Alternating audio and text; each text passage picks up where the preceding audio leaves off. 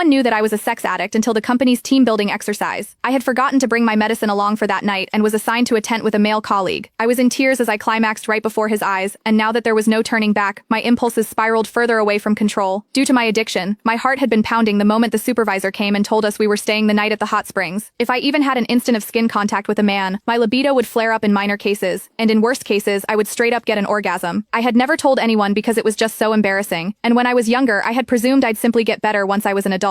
That was until I realized the symptoms were getting even more out of control, and there was that one time I almost moaned out loud in public. Fighting back the embarrassment that almost killed me, I went to the doctor and got some medicine. However, I had forgotten to bring my medicine, as this team-building exercise was organized out of the blue, and very far from my home, even as I fought against the fear eating me inside, warning myself to restrain myself and stay well behind. Our supervisor suddenly announced, "Sorry guys, all the rooms have been booked, but we have tents. There aren't many, so we're just going to have to make do. Ruth, you're going to Dean's tent." And that was how we got to the situation right now. Me, a sex addict with no meds within reach, following the burly man into the tent. I did my best to keep to a corner in the tent, biting my lip and closing my eyes while telling myself to fall asleep as soon as I could before the last dosage lost effect. But that was when Dean came to me. "What's wrong?" he asked. I could feel his body warmth from my back, and my skin was already crawling. "Nothing. I'm fine. Please, just stay away from me." But even as the stimulation extended from my skin to the rest of my body, I knew the pain was coming. I checked my phone and only saw that it was midnight, 6 hours since I had last taken my pills. It was losing effect soon. Soon my whole body was shuddering, while there was a warm stream gushing out between my legs. I kept my head buried between my legs and did my best not to look at Dean. People would mock me for being a skank if they noticed my condition, and I couldn't bear to stay in the company at that point. Meanwhile, Miles Hendricks, the other colleague in the tent, was already snoring out loud. I kept clenching my knuckles,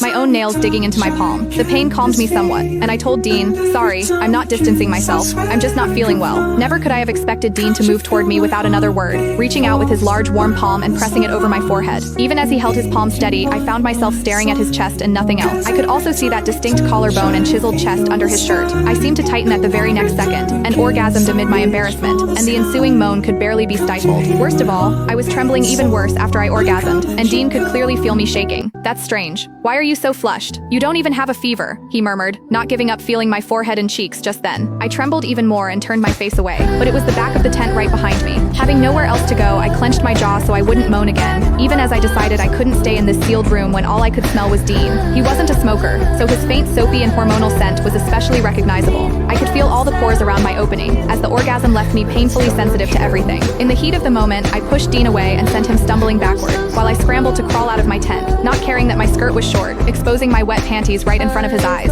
He promptly turned away to stop himself from staring, but he was no brat either. Seemingly struck with a thought, he followed me, even as I lost control over my body. The fire in my loins was ablaze, and I had never felt libido this violent. All I could think about was Dean's collarbone under his white shirt, his Adam's apple, his healthy-hued skin, and even his warm palm. At that point, I had barely made a few more steps before I dropped to my knees, my sex drive overwhelming me to the point I couldn't feel my knees painfully hitting the ground. Dean promptly chased me down, trying to keep me on my feet while asking, "What's wrong?" I somehow had this feeling that if anyone else had fallen sick